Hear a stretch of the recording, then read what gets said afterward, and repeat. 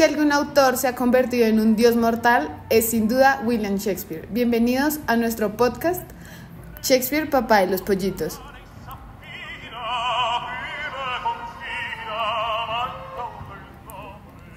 Si hay un hombre que resuena incesantemente en la literatura occidental, es el de William Shakespeare. Su legado es tan vasto que incluso sin proponérselo, los escritores que vinieron después de él se han visto atrapados en su influjo. Hamlet, Macbeth, Lear, Falstaff, sus personajes han encarnado las grandes preguntas sobre el poder, la moral, la ambición y el destino. Pero, ¿qué significa realmente escribir después de Shakespeare? No podríamos hablar de Shakespeare sin hablar del teórico estadounidense Harold Bloom, quien ha dedicado gran parte de su carrera a escribir sobre el dramaturgo. Bloom tiene una teoría muy interesante sobre algo que él denomina el misreading, que nos propone que todo gran escritor es en esencia un lector que malinterpreta a sus predecesores. No por error, sino porque la verdadera originalidad no solo es posible cuando se transforma, distorsiona y de algún modo traiciona la influencia del pasado. Para Bloom, Shakespeare es la figura central de la literatura, que sus herederos no pueden simplemente imitarlo, deben reescribirlo, resistirse a él o reinventarlo para encontrar su propia voz. Este podcast busca explorar ese proceso de reescritura y transformación. Nos interesa rastrear las huellas de Shakespeare en la literatura posterior, no solo como una presencia reverenciada, sino como un desafío que cada autor debe enfrentar. En este episodio analizaremos cómo dos escritores fundamentales, Goethe y Molière, se midieron con la sombra de Shakespeare en sus propias obras. A lo largo de este episodio examinaremos cómo estos autores, en su intento de afirmarse como figuras literarias autónomas, terminaron de alguna forma reafirmando la centralidad de Shakespeare. Porque, como dice Bloom, la literatura es siempre una lucha entre generaciones y Shakespeare sigue siendo el rival a vencer. Como esta labor es titánica para solo una persona, he traído a dos compañeros que me serán de gran ayuda. Nicolás Pinzón. Hola. Y Camilo Amezquita. Hola, buenas tardes. Bueno, para empezar, yo creo que es importante retomar eso que acabas de decir de el misreading. Para determinar cuál sería la mala lectura que tuvieron estos autores de Shakespeare, hay que saber cuál es la buena lectura de Shakespeare, ¿no? La percepción de la época sobre Shakespeare era que, en primer lugar, era inferior a Marlowe. Marlowe es otro poeta contemporáneo, dramaturgo, que hasta 1593 era conocido por ser mejor que Shakespeare. Sin embargo, tras su prematura muerte y la escritura de trabajos de amor perdido, Shakespeare sería el padre de 13 años de magníficas obras donde tendría personajes como Otelo, Hamlet y Macbeth. Incluso Ben Jonson, el que se podría considerar el mayor retractor de Shakespeare, nunca negó su talento e incluso dijo: Shakespeare no era de una época, sino para todos los tiempos. En ese sentido, también hay que entender cómo los otros dos personajes eran percibidos en su época.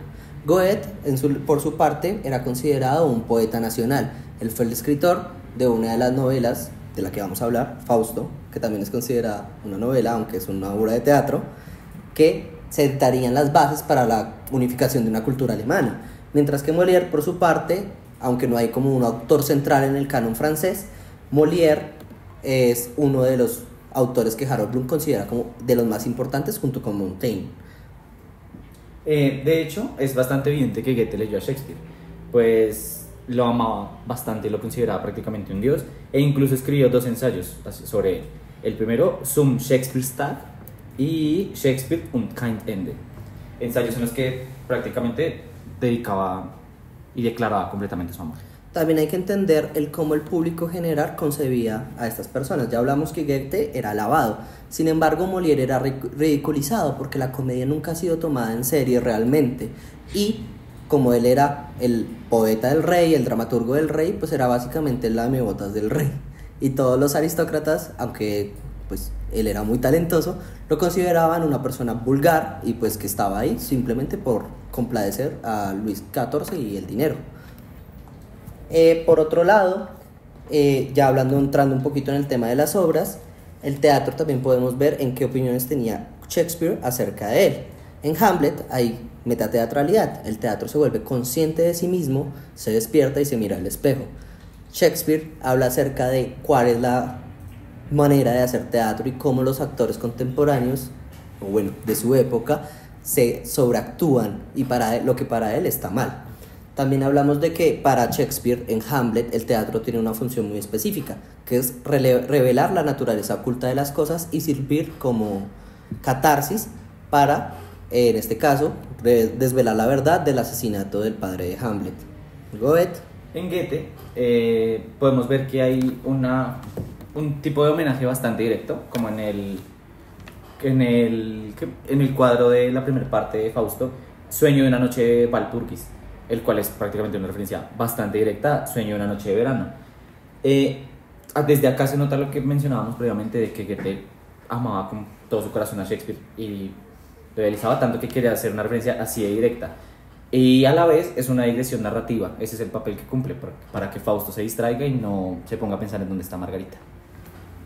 En cuanto a Molière, un siglo y medio después de Shakespeare, lleva esta metateatralidad a otro nivel en la improvisación de Versalles. Entonces, le da un giro radical, pues en lugar de usar el teatro para revelar una verdad profunda, lo convierte en una sátira mordaz sobre el proceso de teatral mismo. Entonces, en esta obra, Molière no se limita a jugar con la representación dentro de la representación, sino que más bien desmantela este aparato teatral con ironía y burlándose tanto de los actores como del público y de la crítica. Entonces, este uso del teatro dentro del teatro puede entenderse como lo que hablábamos de Bloom, del misreading de Shakespeare. Entonces, Molière no imita la metateatralidad shakespeariana con reverencia, sino que la subvierte y la transforma como en un arma de combate contra sus adversarios en ese momento, que eran los críticos literarios y el público exigente que no entendía su arte. Claro, también hay que entender que para la época tanto Molière como Shakespeare hacen teatro diferente, en el sentido en el público al que iba dirigido. Para Shakespeare el teatro era, pues, aparte de ser bastante económico, era del pueblo y para el pueblo. Entonces Shakespeare tiene muchas filtraciones de lo popular en lo oculto, mientras que en Molière el teatro es muy costoso, solo las personas con dinero podían permitirse ir a una función de Molière. También es importante recalcar otra de las grandes herencias que deja Shakespeare, que son los soliloquios.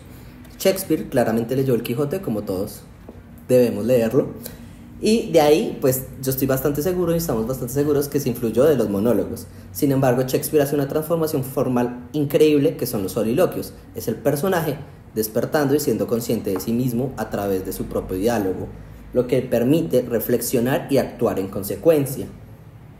Hablando sobre los personajes, los tres protagonistas, tanto Hamlet, Fausto como Alcestes, tienen otra característica en común. Los tres sufren una gran decepción, aunque diferente. Fausto está decepcionado por el conocimiento. Así como en el principio del primer cuadro de la primera parte de Fausto, que menciona al puro comienzo: he estudiado, filosofía, jurisprudencia y medicina, y también, por desgracia, teología, profundamente con apasionado esfuerzo, y heme aquí ahora, pobre loco, tan cuerdo como antes lo fui.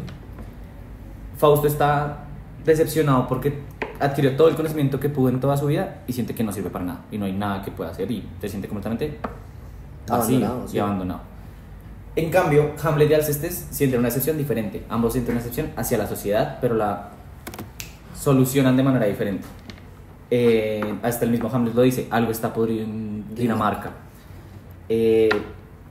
Alcestes siente una decepción hacia la sociedad, pero busca cambiarla, busca mejorarla. Quiere decir como, no, todos deberíamos actuar así, todos deberíamos ser honestos. Mientras que Hamlet sencillamente finge demencia y se aprovecha de la hipocresía de la sociedad. Esto es hasta el acto quinto de Hamlet, donde al fin, después de toda la obra, actúa y por eso muere. Mientras que Alcestes se resigna al saber que no va a ser posible cambiar la sociedad y prefiere irse exiliado a la soledad, donde ya nadie lo puede joder.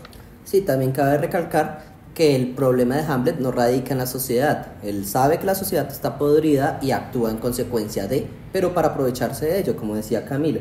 Entonces aquí Shakespeare crea personajes que trascienden sus obras, ¿sí? Hamlet es el dubitativo, es la persona que cuando las castañas están en el fuego duda y no sabe realmente cómo actuar. Mientras que Macbeth es, por ejemplo, el avaricioso, ¿sí? El que hace cualquier cosa por conseguir poder o dinero. Mientras que esto me recuerda mucho a una teoría que tiene Carl Jung acerca de los arquetipos y el inconsciente colectivo.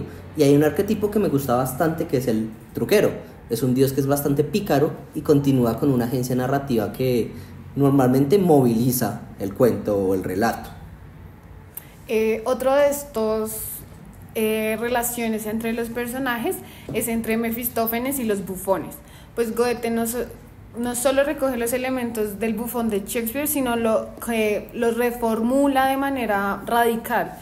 Pues pensemos en las figuras del bufón del rey Lear, incluso en el propio Yago. Todos ellos comparten un rasgo esencial: la inteligencia corrosiva, su capacidad para decir verdades incómodas disfrazadas de juego. En Shakespeare, los bufones no son un mero personaje cómico, son portadores de sabiduría cínica que con ese cinismo son capaces de desarmar las poderosas palabras con sus palabras afiladas. Mefistófeles cumple exactamente esa función en Fausto. No es simplemente el antagonista que arrastra al protagonista a la perdición, sino que es un personaje que ilumina con sarcasmo y mordacidad toda esta cuestión de la hipocresía de la existencia humana. Su ingenio se parece al del bufón de Lear, quien bajo ese velo de la risa enuncia las verdades más amargas. Pero, a diferencia del bufón shakespeariano, muchas veces opera con esta conciencia externa del héroe, Mefistófeles es una presencia activa, es como un titiritero que mueve los hilos de la acción. O sea, no solo comete la locura del mundo, sino que también la provoca. De hecho, también se ve otra referencia bastante clara en dos personajes femeninos, en Isabela, de Medida por Medida, y pues Margarita, el interés amoroso de Fausto, quien ambos tienen características similares, pero no iguales, y eso demuestra que Goethe fue influenciado por Shakespeare. Ambas representan la pureza femenina al máximo, pero hay un gran cambio. Isabela siempre se mantiene pura, mientras que Margarita sí cede ante los poderes de la oscuridad, podemos decir. Sí, es curioso porque ambas están conscientes de que los hombres las buscan, de que los hombres quieren corromperlas, ¿sí? Sin embargo, aunque Isabela se aprovecha de eso, nunca pierde su inocencia o pues su virginidad. Mientras que en el caso de Margarita es corrompida lentamente por Fausto y pues, por las acciones de Mefisto. Entonces, pues es prácticamente innegable que Shakespeare es un autor inmortal. O sea, escribió hace más de 500 años y hasta sus propios contemporáneos decían: hey, este man le sabe. Y enos aquí, 500 años después, diciendo: uy, este man sí le sabe. Sí, es bastante chistoso porque desde pues, las transformaciones formales que hace Shakespeare afectan a todos sus descendientes. Desde pues, Shakespeare en Hamlet, que vuelve el teatro autoconsciente y le otorga vida. Y pues prácticamente ir a ver una obra hoy en día que de un teatro que no es autoconciencia nos hace sentir como que es falso. Mientras que los soliloquios, pues prácticamente cambiaron toda la conciencia tanto de los personajes como de nosotros como personas. Según tengo entendido, antes de Shakespeare nadie hablaba para sí mismo. No existían los soliloquios ni en el teatro ni en la vida real. Entonces, cuando estamos hablando sobre nosotros y analizando y pensando en qué podemos hacer hacia el futuro, estamos siendo bastante shakespearianos. Bueno, yo creo que es todo por este capítulo. Recuerda calificarnos con 5 estrellas para el próximo episodio, donde hablaremos de las huellas de Shakespeare en Crepúsculo, El Rey León y Anatole. Muchas gracias y recuerden, Shakespeare es el papá de los pollitos.